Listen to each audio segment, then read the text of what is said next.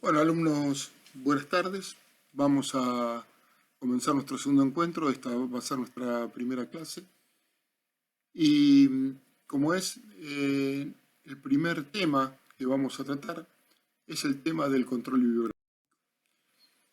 En el tema del control bibliográfico hay dos personas que están acá citadas, dos intelectuales de origen belga, Paul Otlet y Henri Lafontaine, que tuvieron una importancia decisiva a comienzos del siglo XX en todo lo que está relacionado con el desarrollo de la documentación. En primer lugar, Paul Otlet, que siempre fue, si bien su formación académica es como abogado, siempre su preocupación fue el tema de la documentación, y su vocación temprana siempre fue la bibliografía, aunque para mantener los negocios familiares y la fortuna familiar tuvo que hacerse cargo de los negocios de la familia, pero nunca fue esa su verdadera vocación. En cuanto pudo desligarse de ese trabajo que le había sido impuesto, siempre buscó de qué modo poder enfrentar los desafíos que la bibliografía le presentaba en ese momento.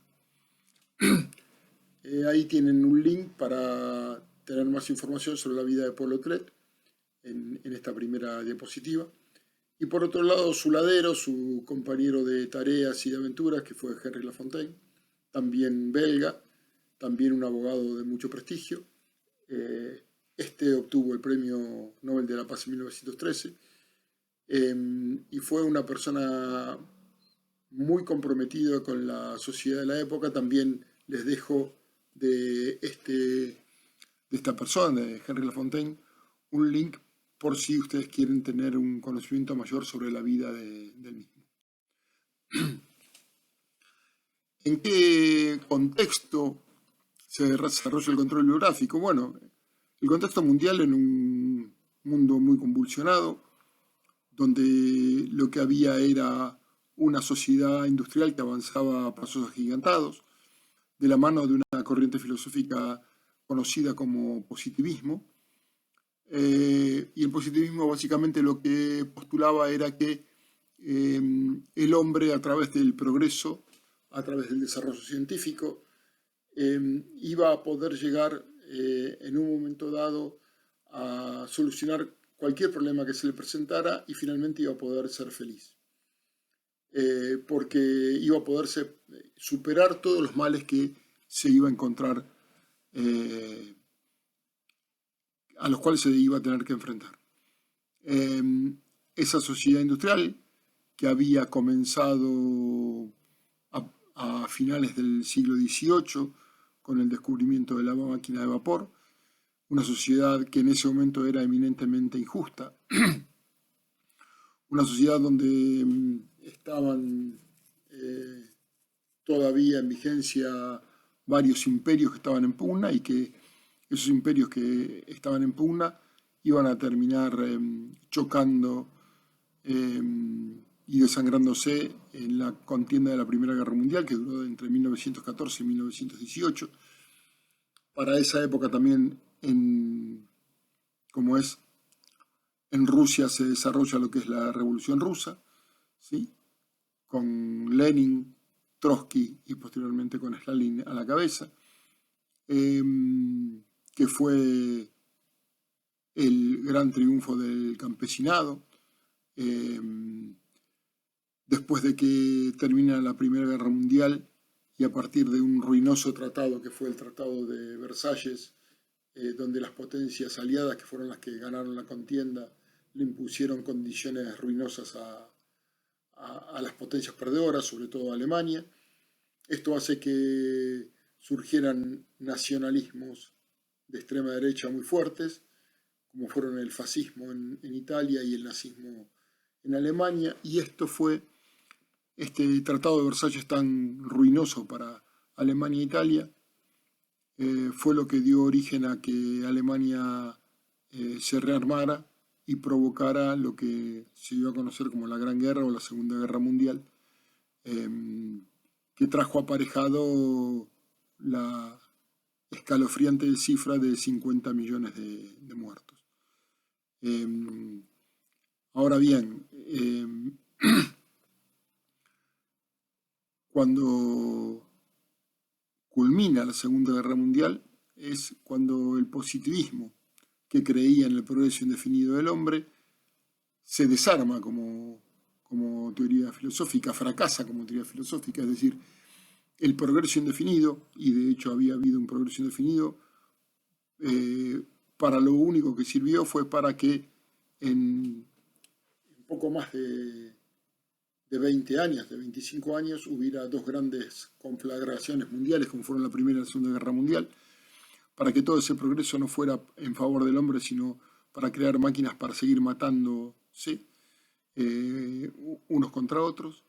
Y entonces la Primera y la Segunda Guerra Mundial lo único que consiguieron fue tener que repensar cómo debía ser la vida del hombre de ahí en adelante.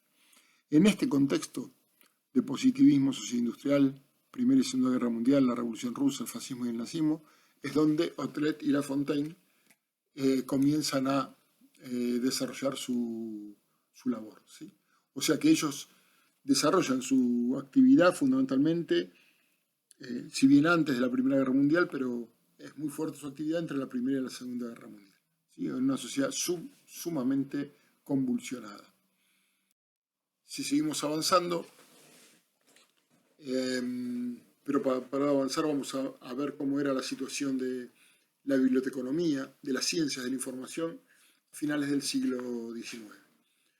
En primer lugar, lo que tenemos que ver es que justamente el crecimiento de la sociedad industrial demandaba teorías que sustentaran ese crecimiento, ¿sí? Por lo tanto, el número de publicaciones científicas y artículos habían crecido en forma considerable, ¿sí? Y lo que Otlet y Lafontaine perciben es que antes los documentos tenían una durabilidad, una duración, una vigencia muy importante, pero a medida que va avanzando la ciencia y la tecnología, la vida media de esos documentos se empieza a ver reducida considerablemente. Y como es tan exponencial el crecimiento de los documentos, las bibliografías universales y retrospectivas empiezan a no tener ya más razón de ser. ¿Y por qué es esto? Bueno, porque es tanta la cantidad de información disponible, es tanta la cantidad de información que se produce, que ninguna bibliografía universal podía abarcar toda esa información que se estaba produciendo de manera vertiginosa.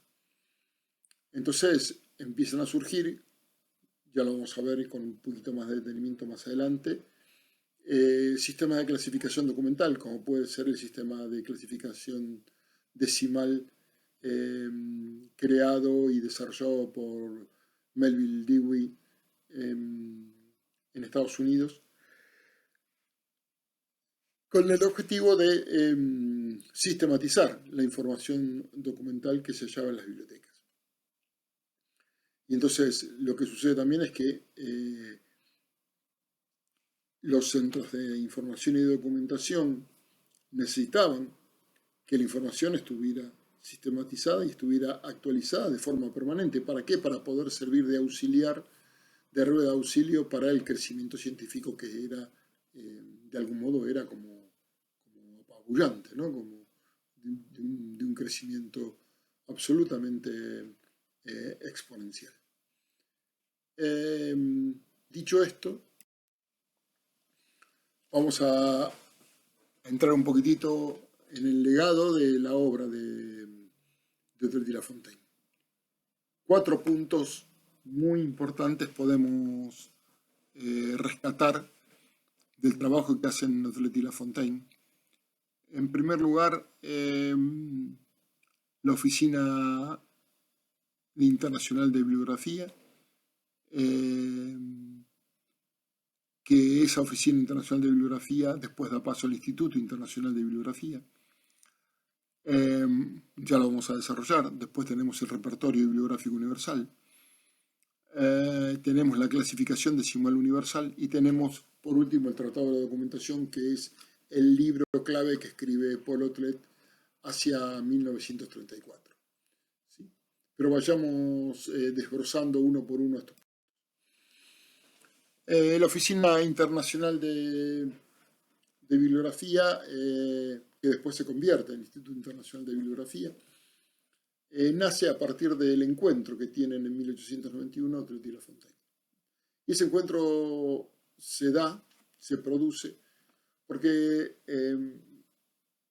Lafontaine trabajaba en esa época, a finales del siglo XIX, en la Sociedad de Estudios Políticos y Sociales en Bruselas. Y Lafontaine en esa sociedad dirigía la sección de bibliografía. Como ya dijimos al principio, Otlet era alguien que estaba muy interesado en el tema bibliográfico, se acerca a la Sociedad de Estudios Políticos y Sociales y se acerca más concretamente a la sección de bibliografía, y ahí se conoce y entabla una relación con Lafontaine, una relación que va a durar toda la vida. Juntos fundan la primera organización, la primera institución que le pusieron como nombre Instituto Internacional de Bibliografía Sociológica.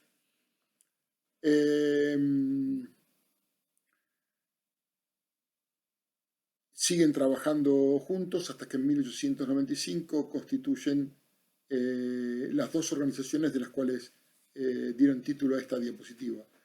La Oficina Internacional de Bibliografía y el Instituto Internacional de Bibliografía.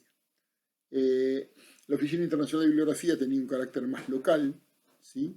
Más circunscripto al país de donde ellos son originarios y donde empezaron sus actividades en común, que era Bélgica, mientras que el Instituto Internacional de Bibliografía era una institución pensada con un carácter más internacional.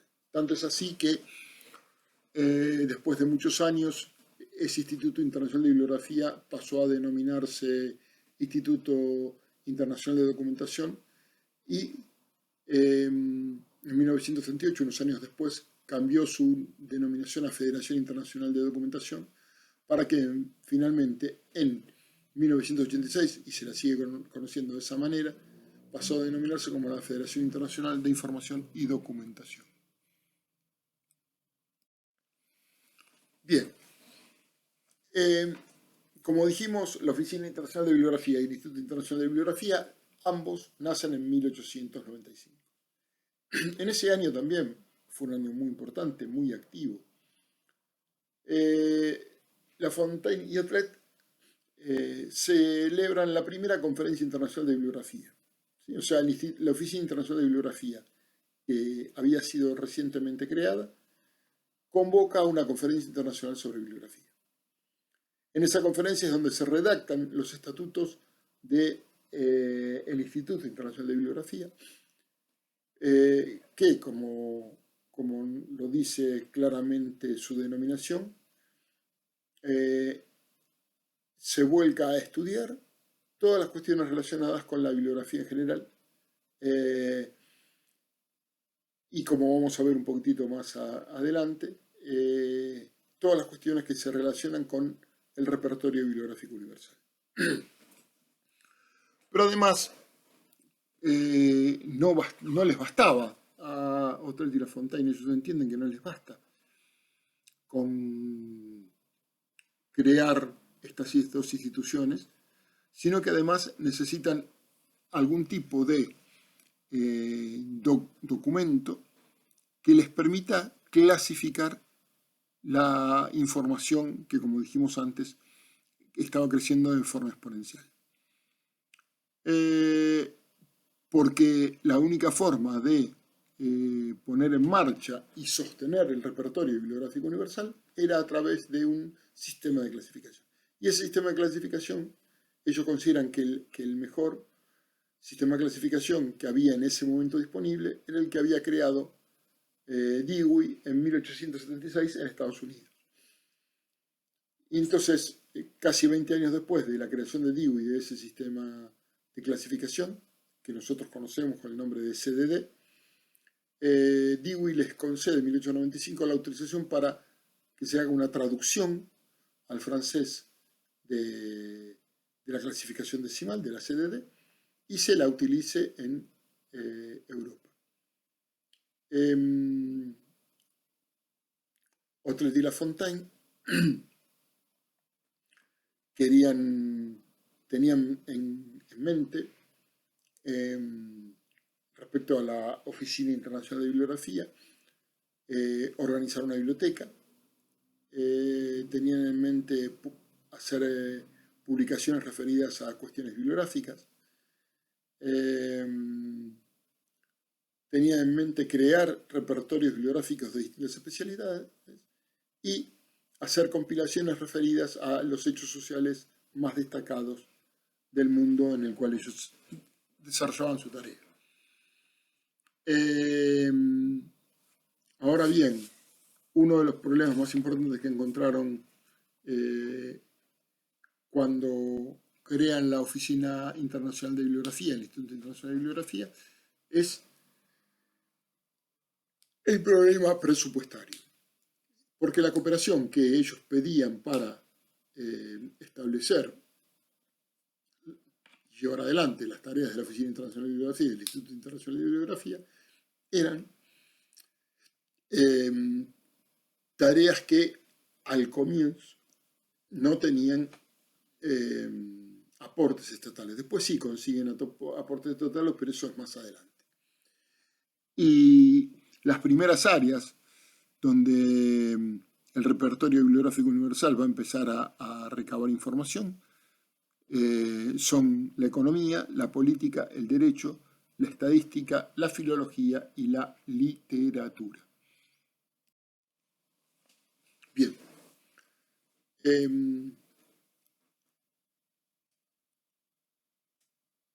Algunas de las actividades en las que intervino la Oficina Internacional de Bibliografía, bueno, podemos mencionar el repertorio bibliográfico universal, ya vamos a hablar un poquitito más con detenimiento del mismo. Como la Oficina Internacional de Bibliografía tenía un carácter más local, intentó realizar un catálogo general de todas las bibliotecas que había en Bélgica, un hecho inédito porque nunca se habían conseguido tener un catálogo, un panorama general de cuáles eran las distintas unidades de información que poseía ese país. Además, entendieron la necesidad de publicar un boletín donde se pudieran ir intercambiando y publicando las nuevas informaciones referidas al Instituto Internacional de Bibliografía. Además de ese boletín, para dar cuenta de todas las actividades del Instituto, se hacía un informe anual y estadístico sobre cómo era el progreso de la bibliografía internacional. La Oficina Internacional de Bibliografía debía actuar como enlace con el Instituto Internacional de Bibliografía, ¿sí?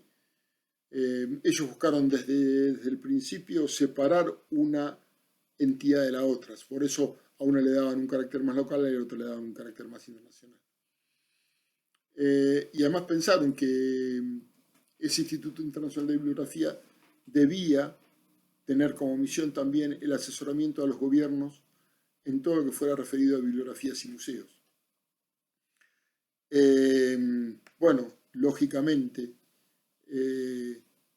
como tenía una fuerte presencia en Bélgica, intervino en la compilación de una bibliografía nacional de Bélgica, ¿sí? Y además tuvo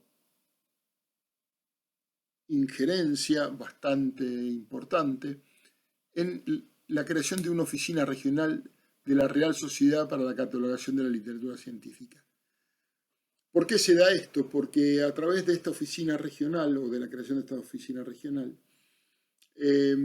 pudieron pedirle al rey de Bélgica los fondos necesarios para poder sostener las actividades tanto de la Oficina Internacional como del Instituto Internacional de Bibliografía. Por eso es que se involucran en la creación y el sostenimiento de esta oficina regional de la Real Sociedad. Al darle un carácter real, involucran al Reino de Bélgica y por lo tanto la nación belga, el Reino de Bélgica se compromete a sostener la actividad que llevan adelante Otlet y Lafontaine. ¿Sí? Bien.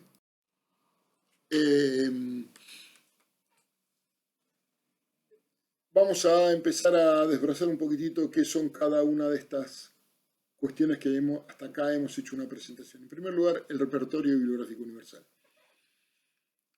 El repertorio bibliográfico universal, como el mismo título lo indica, es el registro de toda la producción bibliográfica universal. Por lo tanto, una enciclopedia documental, un catálogo de la biblioteca de cuál era la aspiración de todo lo que se publicaba en el mundo. Claramente no era una cosa que podían realizar dos personas ni podía realizar una única entidad centralizada.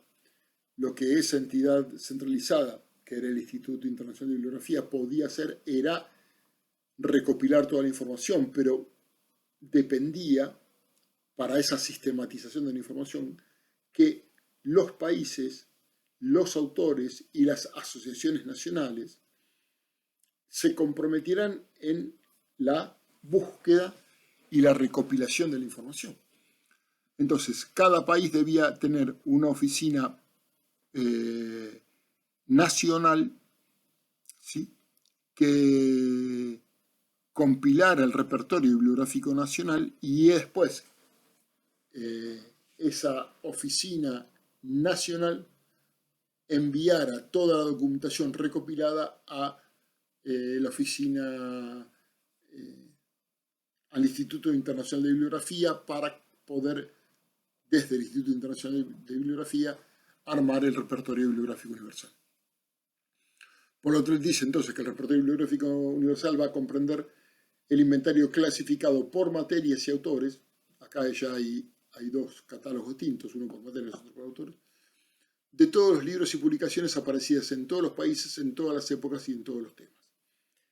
Si lo miramos con los ojos del siglo XXI, esto que planteaba Paul Otlet a principios del siglo XX es lo que después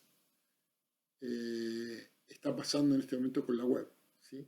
La web, aunque no lo pueda hacer todavía, aspira a tener lo que Borges denominó la Biblioteca de Babel. En un único lugar, todas las obras, todos los autores, todos los documentos, todas las materias. ¿Sí? De todos los tiempos. Todo lo que pudo haber sido publicado y pensado por el hombre en un único lugar. Ahora bien, Paul Otlet crea en ese momento una ficha catalográfica, la ficha que se utilizó en las bibliotecas hasta el advenimiento de la automatización, con esas medidas 12,5 por 7,5, porque esa era una medida que le permitía a Paul Otlet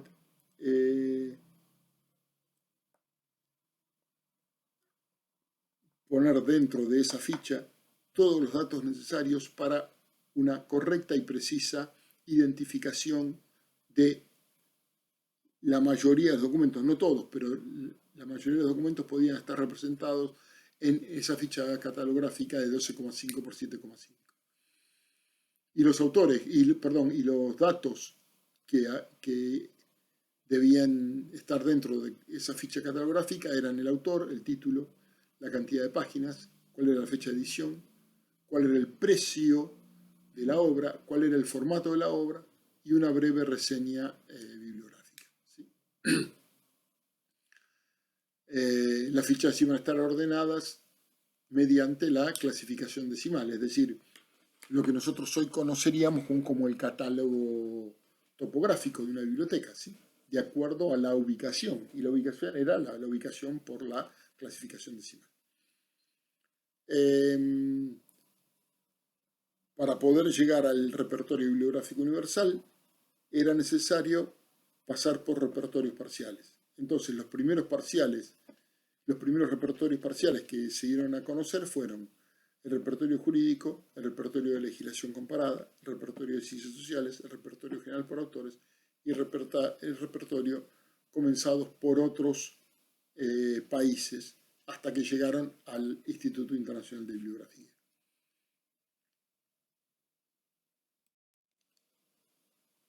Bien, como dijimos antes, la organización de todos estos documentos, incluidos en el repertorio bibliográfico universal, necesitaban un sistema de clasificación sumamente detallado. Y por eso Tolet y Lafontaine conocen la clasificación decimal creada por Dewey y piden la autorización para traducirla y utilizarla en Europa. Pero Tolet y Lafontaine querían realizar modificaciones a la clasificación decimal. Pero Dewey no aceptaba ningún tipo de modificación y cuando Dewey fallece, su hijo sigue con la misma tesitura y la misma postura que el padre. Entonces, Lafontaine, ante este panorama donde había tantas divergencias entre Dewey y Tolet y Lafontaine, estos dos últimos deciden hacer una clasificación de decimal pero adaptada, ¿sí? Y entonces nace en Europa a finales del siglo XIX, 4 años después de que habían recibido la autorización para traducir al francés la obra de Dewey, nace el Manual del Repertorio Bibliográfico Universal, ¿sí? Que es la primigenia edición de lo que después nosotros conocimos como la CDU. Ese nombre, el nombre de CDU, Clasificación Decimal Universal, recién lo tiene, o sea, cambia el nombre de Manual del Repertorio Bibliográfico Universal a Clasificación Decimal Universal en la segunda edición que se publica entre 1927 y 1933. Ahí ya se publica con el nombre de, o con el título, mejor dicho, de CDU. ¿Sí? Bien. Siguiendo con el control bibliográfico universal, dijimos que habíamos mencionado que en 1934 Paul Lautrec escribió el primer libro, el primer tratado completo sobre la documentación. En ese documento, en este libro, Paul Lautrec establece lo que después se dio a conocer como el ciclo vital del documento.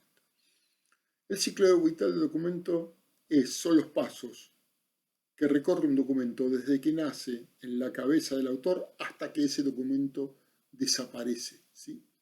Y entonces, digamos, desde su nacimiento hasta su muerte tiene un ciclo vital y esto es lo que describe Paul Lautrec.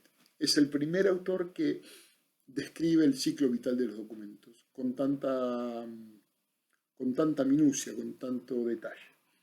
Como dijimos, todo documento nace en la elaboración intelectual, nace en la cabeza de un autor que lo redacta, que lo compone. Ahora bien, esa elaboración intelectual tiene que después transformarse, esa materia prima que está en el intelecto del autor, tiene que transformarse en un documento material, ¿sí? Por lo tanto, ese documento tiene que pasar a un editor, a alguien que lo pueda pasar de la cabeza del autor a papel, ¿sí? Entonces, ahí encontramos la primera transformación. Una vez que ese documento es impreso, que ha pasado por todo el ciclo de la impresión, encontramos el siguiente paso, es la descripción, ¿sí? Es decir, la catalogación del documento, la bibliografía en la que puede figurar el documento y cualquier otro estudio referido a ese documento. Por supuesto, también para que el documento pueda ser conocido, lo que aparecen son las críticas, los juicios que se abren sobre ese libro. También el libro tiene otro paso que es fundamental, que es la distribución y circulación. Es decir, el libro, tal como lo conocía Paul Otlet, tenía dos caminos. Un camino era el camino de la parte comercial, es decir, el libro que se editaba iba a parar a una librería, se lo transportaba y se lo llevaba a una librería para poder ser comercializado, para poder ser conocido por el público.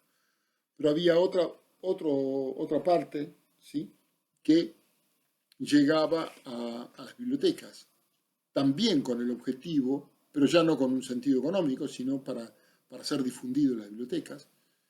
Y ahí en las bibliotecas no solamente era utilizado por los usuarios, sino también se lo utilizaba para hacer intercambio con otras bibliotecas, y también el libro tenía una función muy importante que estaba directamente relacionada con el repertorio bibliográfico universal, que era el depósito legal.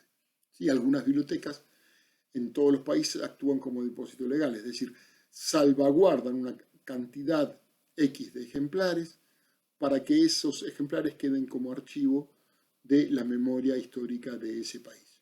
¿Sí? Ese documento, digamos, las bibliotecas, además de preservar y difundir, conservan la información de esos documentos.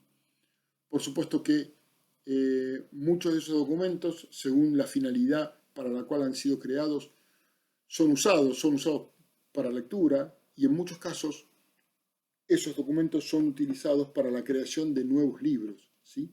Son utilizados para la creación de nuevo conocimiento, ¿sí? O sea que el libro es germen de nuevos libros, de nuevos conocimientos, y de esa manera se va manteniendo y se va poniendo valor el engranaje de los nuevos conocimientos y el desarrollo de la ciencia, ¿sí? Una vez que el documento cumplió con su misión, ese libro termina destruyéndose.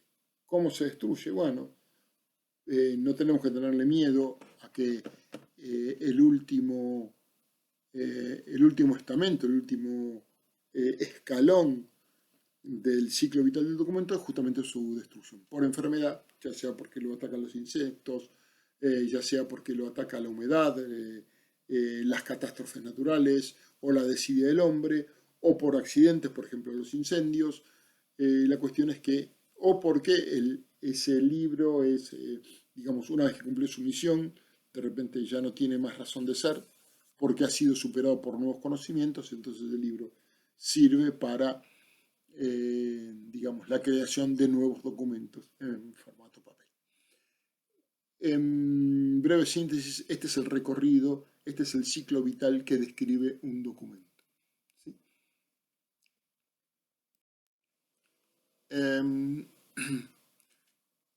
Otlet es de los primeros que afirma, el primer visionario que reconoce que el libro ya no es el único vehículo que contiene información, que empiezan a aparecer nuevas formas documentales, nuevos soportes para esa información.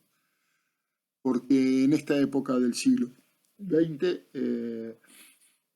aparecen otros dispositivos, aparecen otros soportes de información, las fotografías, las diapositivas, las películas. Aparece el cine, aparece la radio, ¿sí? Y todo esto da origen a la explosión de la información. En la ciencia de la información podemos reconocer tres momentos. El primer momento es el momento de la biblioteconomía, que es una época que está centrada en la recolección y catalogación de libros. El segundo momento es la época de la bibliografía, ¿sí? Es la segunda época. El concepto de libro hay que ampliarlo, ¿sí? Y hay que sustituirlo por el concepto de documento, ¿sí? La disciplina documentación se vuelve autónoma respecto a la biblioteconomía. Lo que estamos reconociendo en esta segunda etapa es que hay documentos que no necesariamente tienen formato de libro. ¿Y por qué son documentos? Porque transmiten información. Entonces, una pintura también es un documento. Una pintura rupestre es un documento. Un templo es un documento. Eh, una casa es un documento. Un museo, de algún modo, es un documento. ¿Por qué? Porque todo esto que yo nombré y muchas otras cosas más, lo que hacen es transmitir información, nos dan información. Un semáforo es un documento de algún modo, porque también nos da información, nos dice cuándo podemos avanzar con la luz verde, cuándo debemos empezar a detenernos, porque la luz amarilla nos está avisando que en cualquier momento va a haber una luz roja que no nos va a permitir avanzar más, y la luz roja que nos dice deténganse porque hay otros que tienen la prioridad de paso. ¿Sí? Entonces, eh, como vemos ahí en nuestra vida cotidiana, en nuestra vida social, hay un montón de información que está contenida en otros documentos que no necesariamente son el libro. Y esto es lo que empieza a reconocer Paul Otret. ¿Sí? La tercera etapa, la tercera época es la época de la documentología. Otret lo que quiere es organizar y hacer accesible el conocimiento, quiere democratizar el conocimiento, quiere que el conocimiento llegue a más personas. ¿Sí? Porque además lo que hay desde mediados y finales del siglo XIX, hay una gran demanda de información por parte de la sociedad. Y esa gran demanda de información se da sobre todas las cosas porque lo que se democratiza es el saber a partir de la necesidad que tiene la sociedad de hacer accesible el conocimiento a todos los seres humanos. Esto es cuando se crea como institución la escuela. ¿Sí? Entonces, antes el saber leer y escribir, la alfabetización, estaba dirigida a muy pocos. Solo aquellos que tenían riquezas eran los que tenían el acceso a la lectura y a la escritura. Esto cambia radicalmente. La misma sociedad industrial empuja a que las familias tengan a los niños en la escuela para que los padres puedan trabajar, porque trabajaban ambos padres. Entonces, de esa manera, los niños empiezan a leer y escribir. Y por lo tanto, al empezar a leer y escribir, y al ser millones los que se vuelcan a la lectoescritura, a la comprensión, la sociedad empieza a demandar muchísima más información a ser procesada por esta misma sociedad que está hambrienta de conocimientos porque tiene la posibilidad de la lectura y la escritura, ya no de unos pocos, sino de millones y millones y millones de personas. Bien. Seguimos para adelante. ¿Cuáles eran los fines de la documentación según Paul Otret? Bueno, en primer lugar, él quería analizar, ordenar y sintetizar los datos del documento. Todos los documentos debían poder ser analizados, ordenados y sintetizados. Por otro lado, elaborar nuevas formas documentarias que pudieran reflejar el pensamiento científico, tecnológico y práctico. ¿Para qué? Bueno, con el objeto de hacer progresar el conocimiento y las informaciones. Piensen ustedes que esto de hacer progresar el conocimiento es el pensamiento núcleo básico de lo que nosotros conocemos filosóficamente como el positivismo y que antes ya habíamos dicho que como doctrina filosófica estalla al culminar la Segunda Guerra Mundial. ¿Sí? El progreso por el progreso no garantiza el crecimiento moral del hombre. Todo lo contrario, el progreso muchas veces es un progreso, puesto entrecomillado, para el mal, para la destrucción del ser humano, no para su bienestar. ¿Sí? Y por lo tanto piensa que la documentación es el germen, es la base que permite provocar nuevas invenciones que generen transformaciones profundas en la vida del ser humano. Lo que pasa es que por lo tanto las pensaba para bien y no para mal, que fue lo que terminó sucediendo en esa primera mitad del siglo XX, ¿sí? Con las guerras, con la Primera y Segunda Guerra Mundial.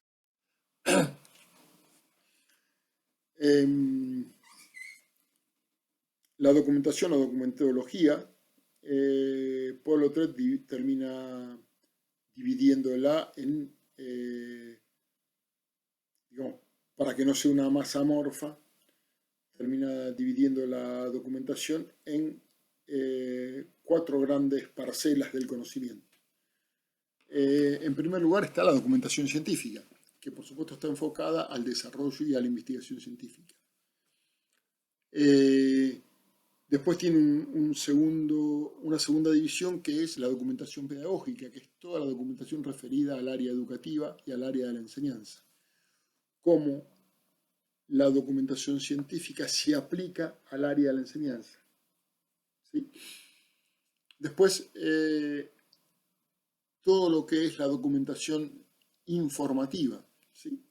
La documentación informativa es toda la documentación referida al mundo de la noticia y al mundo de la circulación de la noticia en la sociedad. Paul Otret entendió muy rápidamente, junto con Lafontaine, la importancia del desarrollo de los periódicos, del desarrollo de las agencias de información. Entendió que la clave de la información era que esta información circulara, y la mejor forma de que circulara la información era que la mayor cantidad de personas tuvieran la mayor cantidad de información posible, justamente para una mejor toma de decisión. Y por último tenemos la documentación o documentología instructiva, que es toda aquella documentación que se aplica a los distintos tipos de gestión. Acá estamos hablando más de gestión administrativa o gestión de los negocios. Entonces tenemos la documentación científica, la documentación pedagógica aplicada a la enseñanza, la documentación referida a la sociedad, a lo que después conoceríamos más adelante como la sociedad de la información, ¿sí? A difundir las noticias, todo aquello que sucede en el mundo a la mayor cantidad de personas en el menor tiempo posible. Y por último tenemos la documentación instructiva o instrumental o referida a las distintas formas de gestión, ¿sí? De administración, de llevar adelante la gestión de los negocios. Bien.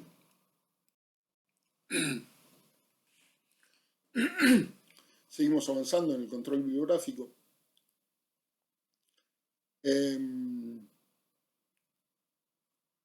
Ahora vamos a abandonar un poco a Otlet y Lafontaine y vamos a ver cómo va a ser el pasaje de la documentación a la época de la ciencia de la información.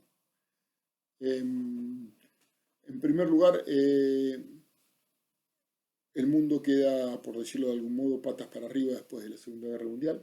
Hay todo un replanteamiento. Y el replanteamiento surge fundamentalmente de esto. No solamente de que Europa como campo de batalla y otros lugares del universo, del mundo como nosotros conocemos, habían sido destruidos por la guerra. ¿Sí? Pensemos en importantes partes de Asia, de África, por supuesto en Europa. Sino que además lo que sucede es que la guerra había traído aparejado una gran cantidad de conocimientos, ¿sí? Pero esos conocimientos debían, ahora que había empezado un tiempo de paz, a partir del triunfo de los aliados en la guerra, esos conocimientos que habían sido aplicados para la guerra debían ser aplicados para poner en marcha, poner de pie nuevamente un mundo que había sido destruido, ¿sí? Entonces, uno de los primeros conceptos que aparece con mucha fuerza después de la Segunda Guerra Mundial es el concepto de recuperación de la información. Había que poder hacer algo con la información. Y hacer algo con la información era recuperar la información para poder aplicar esa información a las necesidades que estaban surgiendo en ese momento, que eran empresariales, que eran pragmáticas y que eran comerciales. Es decir, todos los avances científicos no aplicados para la guerra que había concluido, sino para la paz, pero para eso era necesario recuperar la información contenida en los documentos. ¿Sí? Entonces, ¿Cómo hacemos para extraer de esos documentos la mejor información, la que más se va a utilizar? Entonces empiezan a aparecer algunos temas como es la indización. La indización no es más ni menos que extraer de los documentos los datos esenciales, ¿sí? Indicar dentro de los documentos cuáles son los datos más importantes para poder extraerlos y para poder después aplicarlos a los nuevos conocimientos científicos, ¿sí? Para la década del 50, dentro de las ciencias de la información, lo que hay es hay una transición entre la documentación y la ciencia de la información.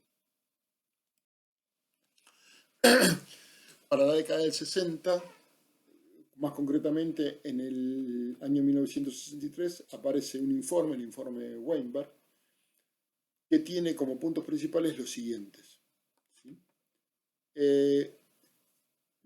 En primer lugar, que los autores deben asumir mayores responsabilidades respecto de la recuperación de la información. Es decir, empieza a pensarse el concepto de que los documentos, para poder tener valor, es necesario que se empiece a extraer de ellos la información más relevante. Lo que nosotros hoy conocemos como abstracts, por ejemplo, el resumen del documento, que nos da la información relevante, o de repente las palabras claves, ¿sí? Ahí vamos a encontrar el valor del documento, poder recuperar del documento aquellas partes del documento que nos resultan más valiosas para la actividad que llevamos adelante.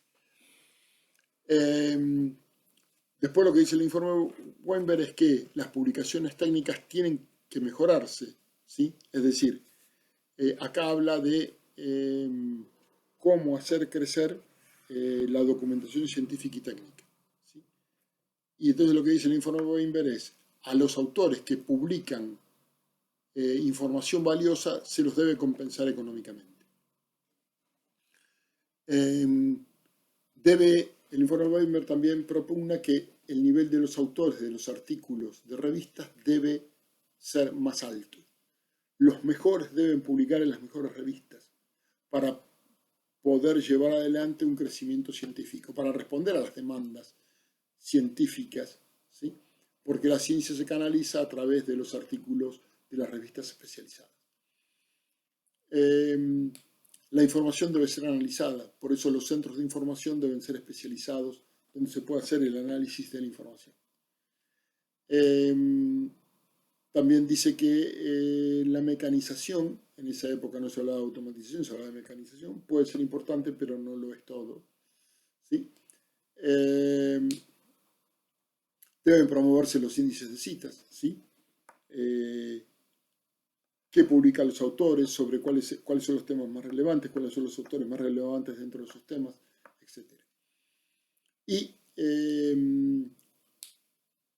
no solamente debe haber lenguaje natural que contribuye muchas veces a la confusión, sino que en la ciencia debe haber lenguajes que sean controlados y que deben ser compatibles con la indización, con nuevos formatos, y para ello deben establecerse convenios de cooperación entre las unidades de información para hacer trabajos de indización en común y para trabajar con formatos comunes.